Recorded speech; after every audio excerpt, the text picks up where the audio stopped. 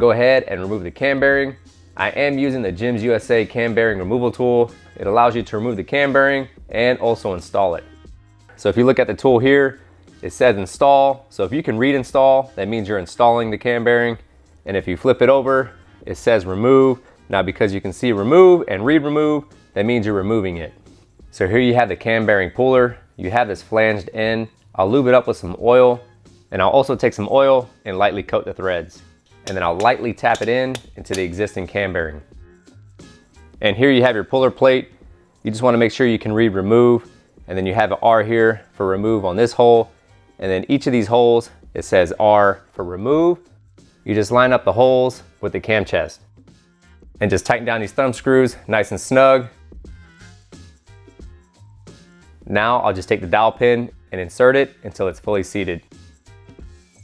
I'll place the brass washer onto the puller until it's against the plate. And now I'll take the nut and screw it on until it's seated against the washer. So here I'm using a 9/16 wrench on the end of the puller, and for the nut I'm using 1 1/8 inch. And all I'm doing is turning clockwise until I pull out the bearing.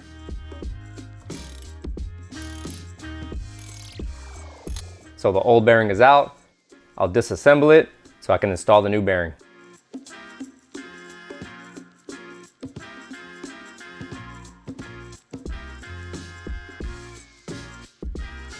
So this is the old bearing, but the new bearing has the same lettering and numbering on the outside, and that's going to be facing away from the motor. So here's your side-by-side comparison between your stock cam bearing. As you can see, there's quite a bit of spacing between those rollers. And if you look at your new Timken cam bearing, there's almost 0 spacing between those rollers, just making this an all-around better cam bearing. So now that I'm at the reinstalling phase, I'll make sure my workspace is clean, and I'll also switch over to some clean shop towels. So now that I'm ready to install the new cam bearing, here I can read install. So I'll take my installer screw and I'll thread it into here. And then I'll take the 2 bearing driver tools and I'll set them on here until they're fully seated.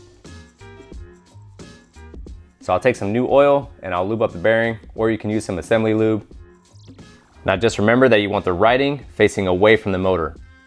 So I'll take my new cam bearing and I'll place it on the driver with the numbers facing the plate. Now I just make sure that I can read install. So how you had R's for remove, you have I's for install, and that's where you'll put in your thumb screws.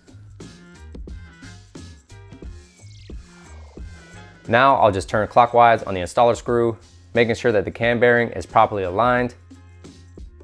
I'll take my 3/4 inch wrench and I'll just turn clockwise until the bearing is fully seated. You just want to turn until it stops and you feel it seat, and you'll feel that bearing seat.